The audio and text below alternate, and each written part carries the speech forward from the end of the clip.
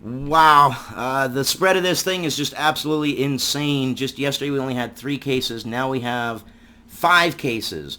My next story is also going to be on China and how this seems to be going kind of exponentially worse and worse. We're going from 1 to 3 to 5. What's next? 10.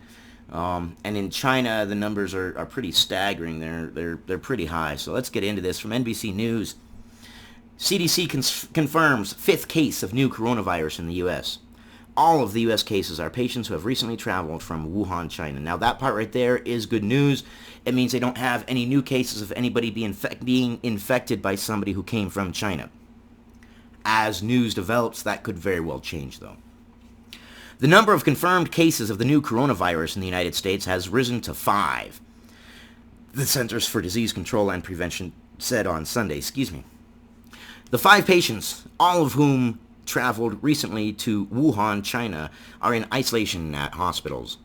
3 cases were confirmed Sunday, 1 in Maricopa County, Arizona, 1 in Los Angeles County, California, and 1 in Orange County, California.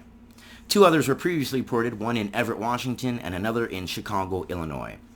All of the patients will be evaluated case by case before they're released. Well, obviously, they're not just going to... Well, one of them's good, so release all of them. Yeah, of course. Obviously, they're going to go on a case-by-case basis. Okay. Meanwhile, the number of suspected cases in the United States has been growing rapidly. So far, about 100 samples from 26 states have been sent to the CDC for testing.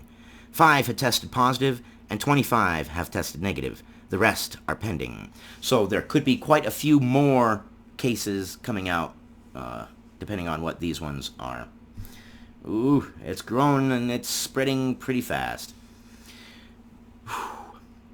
On Sunday, Dr. Nancy Messonnier, forgive me if I butcher that, director of the CDC's National Center for Immunization and Respiratory Disease, said doctors around the country had been calling all day and night about potential cases of the respiratory illness called 2019 nCoV. All testing for the new coronavirus in the United States is done at the CDC, although Messonnier said the CDC is working to get rapid tests to the states as soon as possible. The CDC has specific criteria for testing the new coronavirus. Suspected patients should have a fever, cough and or difficulty breathing, recent travel to Wuhan, China, which that might change if individuals who have not traveled to Wuhan become infected. That part right there will change, and they'll just go with the regular symptoms. And or close contact with a confirmed or suspected case of new coronavirus. It takes about 4 to 6 hours to diagnose a case once a sample arrives at the CDC.